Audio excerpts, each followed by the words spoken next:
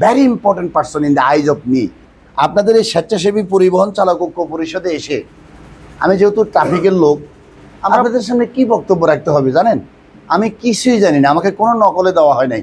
তবে আমি এইটুকু বুঝি যে আপনারা শ্রেণী পেশার মানুষ, অত্যন্ত সাধারণ মানুষ, স্বল্প শিক্ষিত মানুষ, স্বল্প প্রশিক্ষণপ্রাপ্ত মানুষ।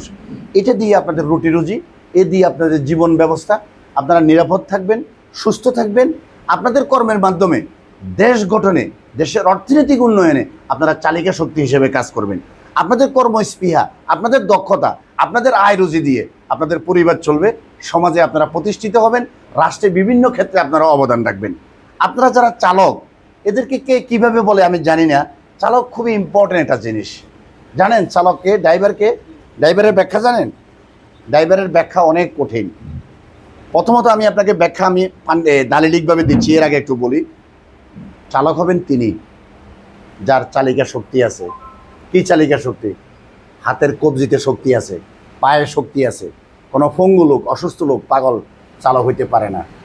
কোনো অসুস্থ লোক, পঙ্গু লোক, দুর্বল রোগ চালক হইতে পারে না।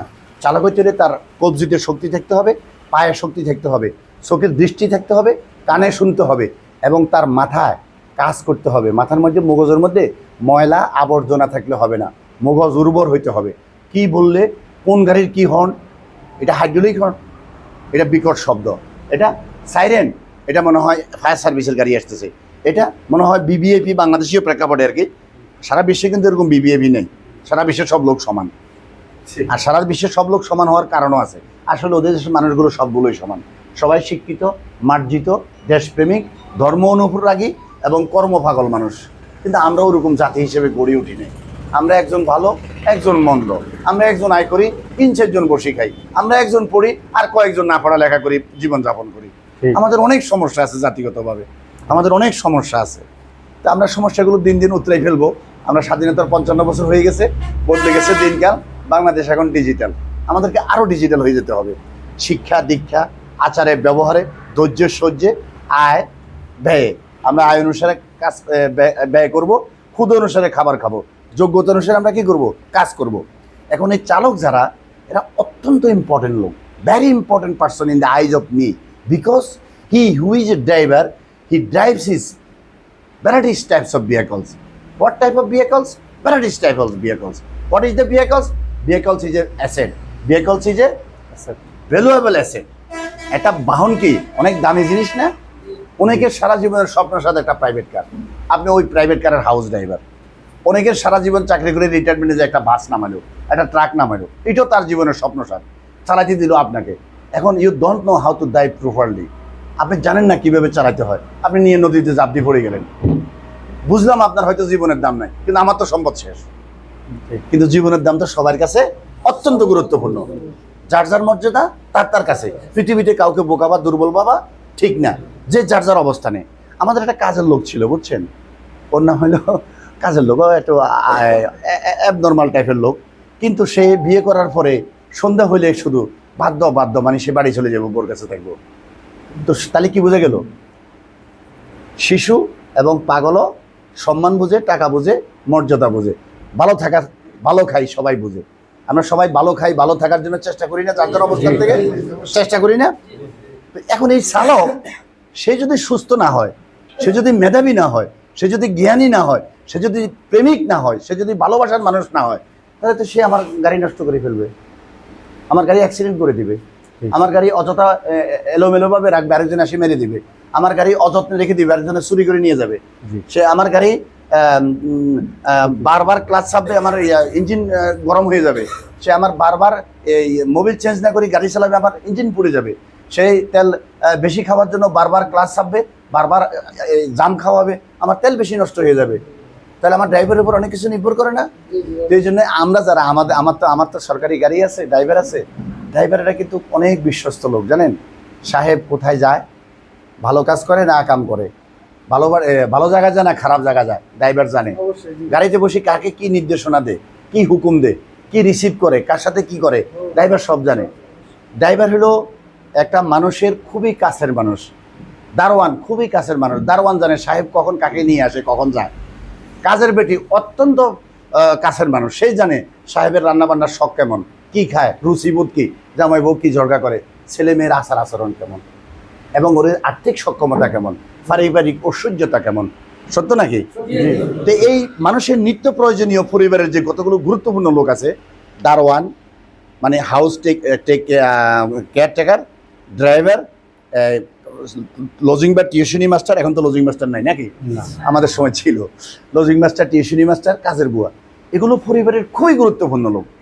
বাট দুর্ভাগ্য কি জানেন, কাজের লোক এত কাজ করে, আমরা কাজের লোকের মর্যাদা দিই না।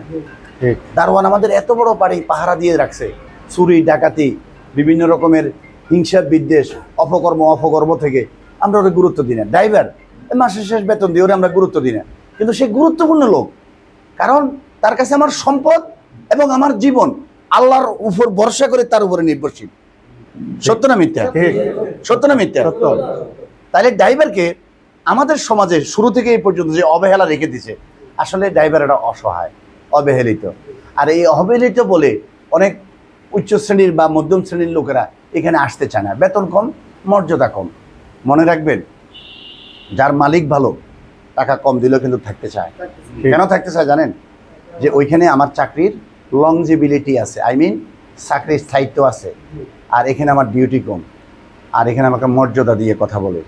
আমার বউ অসুস্থ বললে আমাকে ছেড়ে দে, আমার একমাত্র ভাই বিদেশ যাবে, আমাকে বিদেশ থেকে আসবে, আমাকে আজকে ছুটি দিয়েছে, ফ্লাইটে বিমান থেকে যাই, অভিনন্দন জানাই নিয়ে আসবো। মালিক আমাদের সুখ দুঃখ সুখ বুঝে।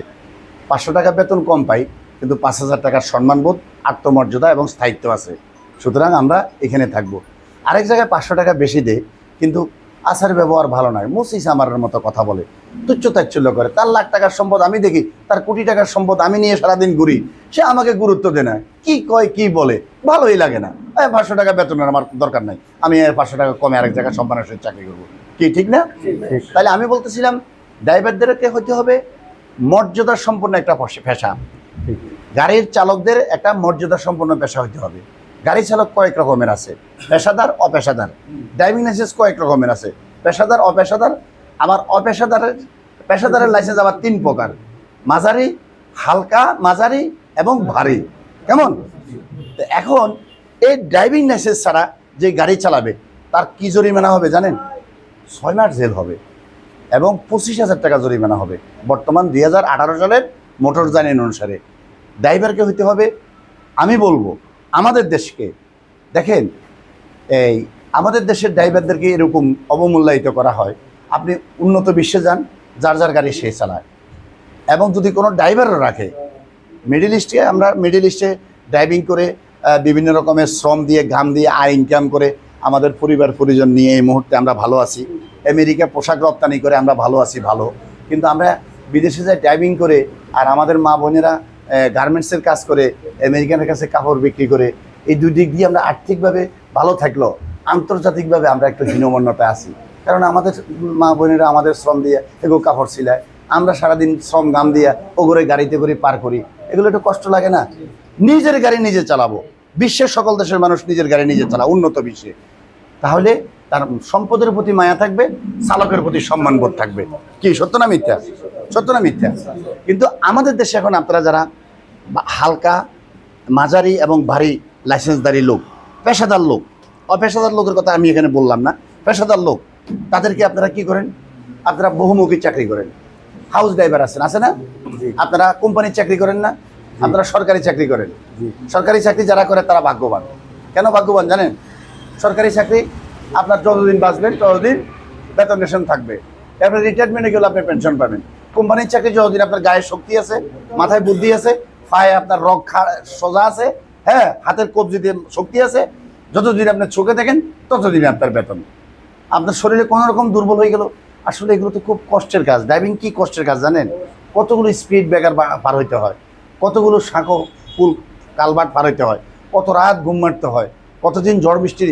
এখান থেকে গেলেন আপনি একদম শুকনা, মাঝখানে দেখেন বৃষ্টি হয়েছে, আর এই জায়গায় দেখলেন যে রাস্তা এত পিছলা, আপনার টায়ারের সাথে, আপনার ব্রেকের সাথে, পায়ের সাথে মিলাই কম্বিনেশন করে গাড়ি চালানো অনেক কঠিন হয়ে যায়। আবার কিছু কিছু খারাপ জায়গা আছে, ওইখানে চুরি ডাকাতে করে কি করে আক্রমণ করে। আবার কিছু কিছু জায়গা আছে শ্রমিক নেতার নামধারী সন্ত্রাসী চাঁদাবাজারও আক্রমণ করে, না পারলে কিলঘুষি দেয়, কোপ টোপ দিয়ে গাড়ি ক্ষতিগ্রস্ত করে। এখন গাড়ি ক্ষতিগ্রস্ত করতে গেলে গ্লাসে যদি কোপ দিয়ে বাড়ি দেয়, তখন এই গ্লাস ছুটে এসে আমাদের অনেকে চোখ নষ্ট হয়ে যায়। আমাদের অনেক চালক ভাই এরকম আহত হয়েছে, নিহত হয়েছে।